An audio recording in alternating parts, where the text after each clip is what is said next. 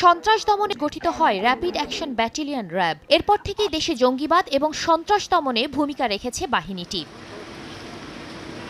কিন্তু কিছু র্যাব সদস্যের অপরাধ নেতিবাচক আলোচনায় নিয়ে আসে আইন শৃঙ্খলা রক্ষাকারী এ বাহিনীকে। 2021 সালের ডিসেম্বরে গুরুতর মানবাধিকার লঙ্ঘনের অভিযোগ তুলে র্যাবের সাবেক ও বর্তমান 7 কর্মকর্তার উপর নিষেধাজ্ঞা আরোপ করে মার্কিন যুক্তরাষ্ট্র।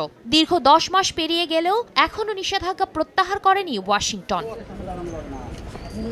এর মাঝে নতুন দায়িত্বে এসেছেন এম খুরশিদ হোসেন। র্যাবের নতুন মহাপরিচালক শনিবার সকালে ধানমন্ডি 32 নম্বরে জাতির জনক বঙ্গবন্ধু শেখ মুজিবুর রহমানের প্রতিকৃতিতে শ্রদ্ধা জানান। পরে গণমাধ্যম কর্মীদের প্রশ্নের জবাবে মহাপরিচালক জানান, আইন শৃঙ্খলার বাহিনী হিসেবে র্যাব এমন কিছু করেনি যে সংস্কার আনতে হবে। মার্কিন নিষেধাজ্ঞা বাহিনীর কার্যক্রমে কোনো প্রভাব ফেলবে না বলেও মন্তব্য করেন তিনি। আমরা আমাদের জন্য নির্ধারিত যে বিধি আছে সেই বিধিবিধান অনুসারে আমরা কাজ করে যাচ্ছি।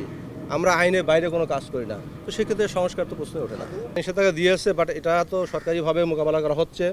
তারা যে সমস্ত বিষয় আমাদের কাছে চেয়েছে অলরেডি আমরা সেগুলো জবাব দিয়েছি।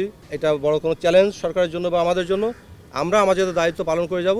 র্যাবকে দেশের মানুষের কাছে আস্থা এবং নিরাপত্তার প্রতীক হিসেবে উল্লেখ করে খুরশিদ হোসেন বলেন, নিরাপত্তা জোরদারের পাশাপাশি সাইবার পেট্রোলিং এর মাধ্যমে পূজার সময় সহিংসতা রোধে কাজ করছে র্যাব। সাইবার পেট্রোলিং এর মাধ্যমে আমরা এগুলো ফাইন্ড আউট করতেছি, যাতে সামুদ্রিক দাঙ্গা তৈরি করা যায়। একটা দুষ্কৃতিকারী সংস্থা রয়ে গেছে, কিছু দুষ্টু লোক রয়ে গেছে, তারা চেষ্টা করবে। আমার র্যাব ফোর্সের যেভাবে তৈরি আছে, ইনশাল্লাহ কোনো সমস্যা হবে বলে আমি ব্যক্তিগত বিশ্বাস করি না।